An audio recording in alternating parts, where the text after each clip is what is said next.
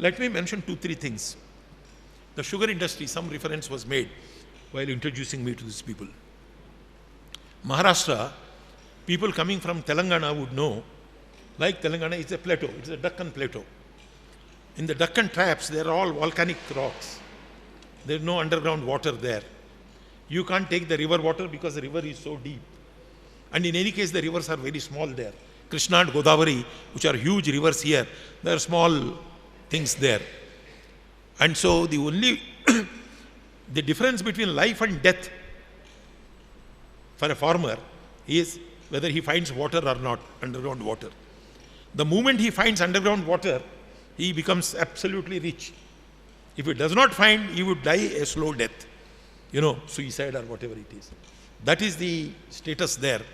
And so finding water is very difficult because Deccan traps are huge traps, volcanic flows of about 300 feet, this one. So unless you go below 300 feet and find what is called an intratrapian, that means between two trap rocks, there is some weathered rock, limestone or shale or whatever it is. That's where you find the water. If you strike water, you are lucky. Otherwise, there is no water. Then small streams, what do you do? Because you have to have lift irrigation schemes. When I first went as an young officer there, I was traveling in the bus going to Kolhapur. I saw this metal, tin thing done into a U-shape, this one, and put on poles like this, wooden poles or bamboo poles, and going miles and miles, And I said, what is this? Then they said, this is water flowing, from the lift. So at a height they would put, and by gravity it flows. It goes over 10 kilometers, and then at each farm they would take. So what we did was, and Maharashtra, let me tell you this story. When I joined as director of sugar, 1970, before that, hardly about 1,000 acres of this one was there, sugarcane in Maharashtra. And there was no sugarcane, not a grass of, a blade of sugarcane grew there. The sugar industry was only in 2 states at that time, UP and Bihar. The entire sugar used to be produced there. But then agricultural scientists have found out that Deccan trap, the land is very good for sugarcane, this one. New sugarcane seeds, plants had come up from Coimbatore. So they said we must try this. But the point is, there is no water. Without water, and cane requires tremendous amount of water. It's almost 1.5 times water than paddy, So first point was to find out water. And how do you find water? So if you find water and if somebody grows sugarcane, what does he do with the sugarcane? Unless there is a sugar factory, the sugar he has to cut it into ganna pieces and then eat, That's all he can do. He would lose. I mean, who would buy it? So there have to be sugar factories. Now, government of India would not grant a sugar factory unless there is 10,000 acres of sugar cane.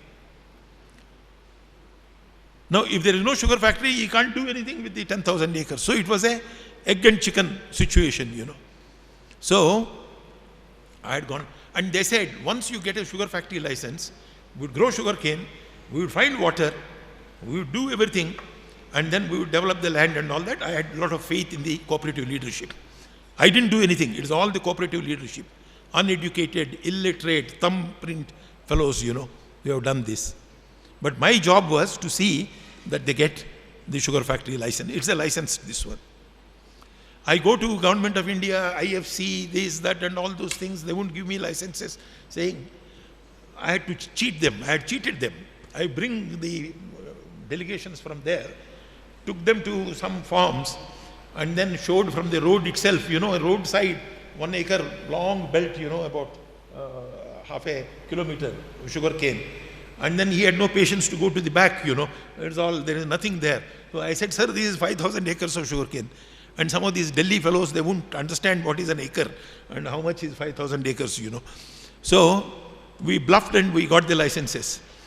And after getting the licenses, we had good cooperative structure there. We took the cooperative society loans. We bought oil engines, pump sets, put all those things, dug wells, brought the water, grew sugarcane, and then fantastic sugarcane, the best sugarcane in the country. And not only that, when the sugar factories came, we evolved a management method of showing a zero profit on this one. What happens is you give an advance for the farmer, and then it's a farmer's cooperative. So at the end of the season, you give 2 advances, doesn't matter. At the end of the season, you balance your accounts, and whatever surplus is there, give it back as sugarcane price. Cane price.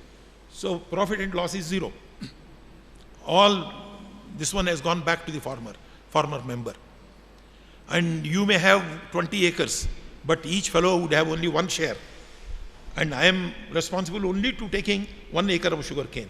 So the acreage, the capacity of the sugar factory, everything was a sort of streamlined, extremely scientific way.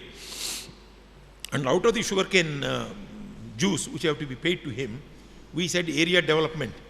We would, per ton, we would deduct about 50 rupees or 100 rupees or whatever it is. With that, you don't know the amount of area development that has taken place.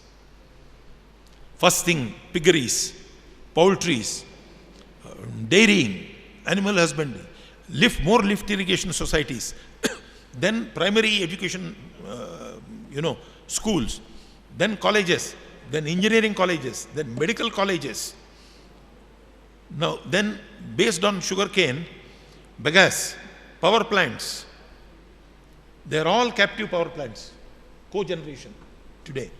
And then molasses, from the molasses, all chemicals, alcohol, potable alcohol, various chemicals. So you go to any of the sugar factory areas in Maharashtra, Pravaranagar, some of you might belong to Maharashtra, and Pravara has a medical college, a dental college, a nursing college, an education, ordinary college, like that. Each one had become an oasis in that dry land. If you leave that 20 or 10 kilometer area, there is wilderness, there is all dry land, but such islands, all over. So in my 4 years there, I had set up 49 sugar factories, big size sugar factories, not small ones. And that's how, when I was director of sugar, there was a conference on agriculture, change in agriculture, international conference on change in agriculture, held in London. I was invited. That was my first trip, to go abroad. I was called to give a lecture on the development in Maharashtra, on sugarcane. Now, some of that industry is suffering because they have become politically very powerful. Once politics comes in, then some irregularities take place. But it is a challenging this one, How illiterate farmers could be sort of developed on that. Incidentally, at that time, N.T. Ramarao was the chief minister here. And he called me and he said, Padmanabhaiah, would you go around the sugar factories and give us some advice? I saw 2 cooperative sugar factories here and came back. And I said, sir, they would never succeed. You can close them. He said, why? I said, sir, in Maharashtra, once a sugar factory is licensed, they would set it up, they would order the machinery, they would set it up, they would run it for 3-4 years, and then start making money. The organizers cut from the sugar cane. But here, the moment sugar machinery order is given, they want a cut back from that, So it would never work here. So he said, you are right. So that's how they never came up here, in Andhra Pradesh. One more example I wanted to give, sales tax. I was sales tax commissioner from Maharashtra. We now talk of computerization everywhere, e-governance and all that. 1981 or 80, I was one of the first government officers to have introduced total computerization. In 1980, IBM was still functioning. So we called the IBM and then we asked them to computerize sales tax, this one. Mine was taken as an example by the income tax later on. And that's how the computer, and we used to have those, what are the cards, you feed in, punch cards, I had to have those punch cards, have hundreds of fellows punching the cards. It didn't work us properly, but we started that. And we did all that. And more stories I can tell about that. As municipal commissioner, I was there for 2 years, Bombay. And no one interfered with my work, not even the chief minister. No one ever had this one to me. And the good thing we did was we involved the citizens in a big way. All parks, roadside, these things, How many parks we developed in those areas? Each one had got a beautiful park. One of the movies you must have seen, what is it called? Bandrame Joggers Park. There is a movie. That is a municipal park. It was developed by us. So we used all the citizen power, in those days. So these are some of the experiences in administration. So another thing is, last one I just wanted to mention. In government, what I had seen is, we talk of accountability. Indian administration, ask anybody, they say, sir, our plans are wonderful, our schemes are great, but implementation does not happen, never gets implemented. That's how, they blame. Who is to implement? We, not the politicians. So why don't we implement them? Neither a politician nor a civil servant. If somebody is working, he is working as a self-dynamo of his own, of motivation. Otherwise, there is no accountability. I think that accountability has to come. And another thing is that goal, national goal, or what is our target, that is missing. I would give you only one example. He referred to my work with various sectors, power, giver and all that. Imagine power. Our friend was in coal ministry. You have to set up a power plant and then it has to produce power. Now, to set up a power plant, now you need clearances, environmental clearances, forest clearances. Then coal linkages have to be there. Then coal has to be moved by the railways. And then somebody has to give, if not coal, petrol, gas. Somebody has to give. The machinery has to come from BHEL or wherever it is. Now, 5-6 ministries are involved. No one bothers a hoot about what is the problem of the power minister. He thinks power production or putting up a plant is his business, his headache. So there is no coordinated working between these 5 fellows. Lateral coordination is totally lacking in the government of not only India, but across the board in India. Vertical coordination, yes, in the sense because you write his CR, so he is damn scared of what you would write in his confidential report. But horizontally, no, he has no responsibility at all. So we evolved a process of what is called joint targeting. We said, if power has to be produced this year, 20,000 megawatts of power has to be installed, it is the responsibility not only of the power secretary, but it is the responsibility of environment secretary, railway secretary, industry secretary, petroleum secretary, and coal secretary.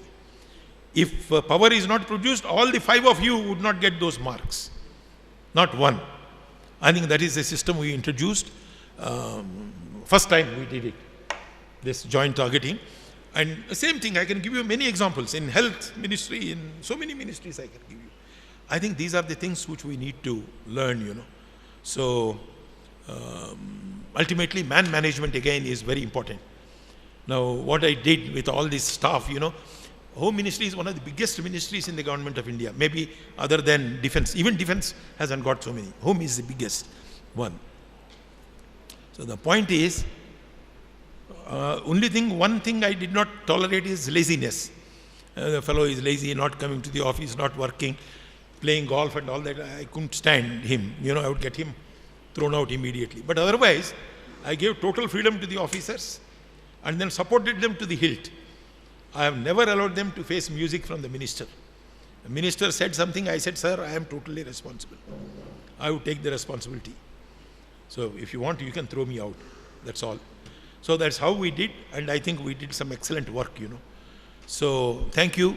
I don't know how far it was relevant to you, but I hope you enjoyed listening to it. Thank you very much. Thank you, sir, for sharing your valuable experiences and achievements. And there was lots to learn for our students because they have understood the art of management in cases of crisis, devastations, and in state of insurgencies. So they have definitely... Yes, absolutely. Art and science of management. So I would mention science also as a part of, the crises that you have handled. So apart from that, the way you have spoken about the various anecdotes shared by you here, we could visualize the situations that you were into. And I'm sure each one of us would say that same. Thank you, sir.